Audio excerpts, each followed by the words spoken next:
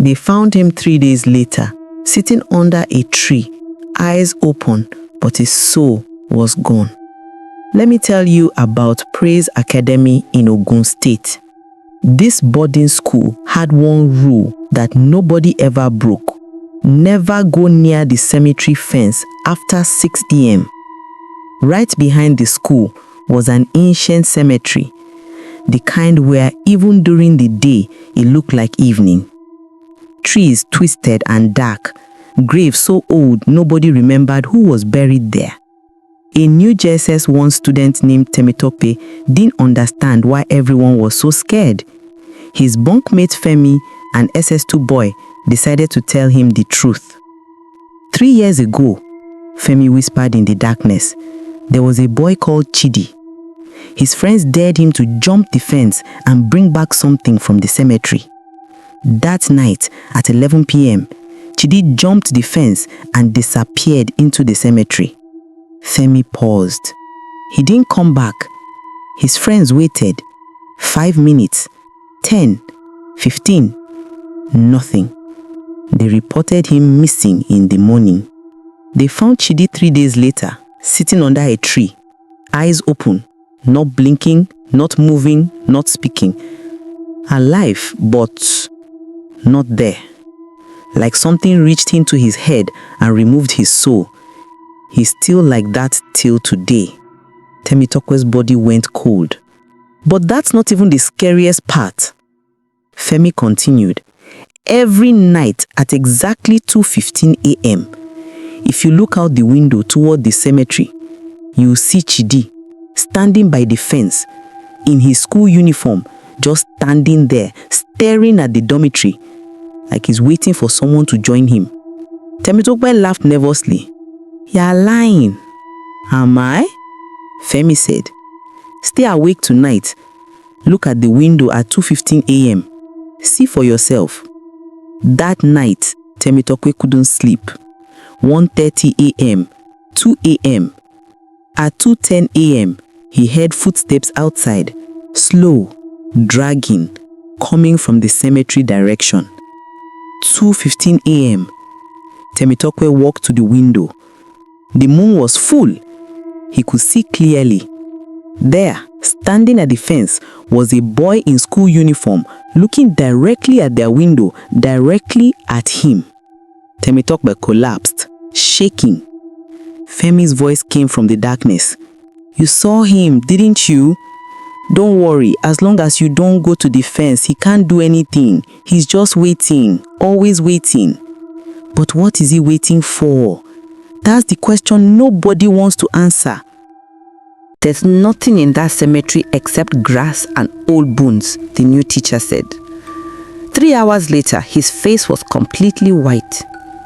1 month after seeing Chidi at the fence, a new teacher joined Praise Academy, Mr. Okonkwo, 26 years old, full of confidence and modern ideas. During lunch, he told students, all these ghost stories are nonsense. There's nothing in that cemetery. I'll prove it. I'll go there tonight after 6 p.m. and spend the whole night there. Students begged him not to. Sir, please don't. But Mr. Okonkwo insisted. The principal heard about it and called him to his office. When Mr. Okonkwo came out, his face was white like paper. He never mentioned the cemetery again. Temitope was curious. He went to the principal's office and asked the secretary, Auntie Biodun, what happened? Auntie Biodun looked around, then whispered. The principal told him the truth. Before this was a school, it was a hospital during the Civil War. That cemetery is where they buried the soldiers and civilians who died here. Hundreds of them. Most died violently, in pain, in fear. She continued. The government tried to relocate the cemetery. Every time they tried, workers fell sick, machines broke down, accidents happened. So they gave up and built the school next to it. Over the years, students who went near that fence at night never came back the same. Some went mad, some became mute. One girl died in her sleep. And Chidi, you know about Chidi. Auntie Biodun's eyes were serious.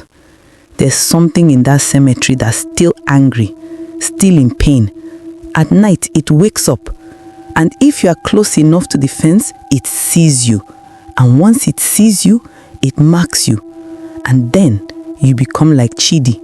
Your body stays here, but your soul stays in the cemetery forever. Temitope couldn't sleep for weeks. But on the last day of term, during closing ceremony, the principal said something that made every single student in that hall stop breathing. Some fences are not there to keep things out. They're there to keep things in. It was the last day of term, closing ceremony. Everyone was happy to go home. The principal stood up to give his speech. Midway through, he paused and his voice became deadly serious. "Before you go home," he said, "I want to remind you that Praise Academy is a safe school. We've never lost a student, and we intend to keep it that way." He looked directly at the GSS 1 students. "So remember, respect the boundaries. Some places are not meant for the living. Some grounds are not meant to be walked on, and some fences are not there to keep things out. They are there to keep things in." His next words made the hall go completely silent. Welcome to Praise Academy. Study hard, pray harder, and never ever forget that the dead do not sleep. They wait.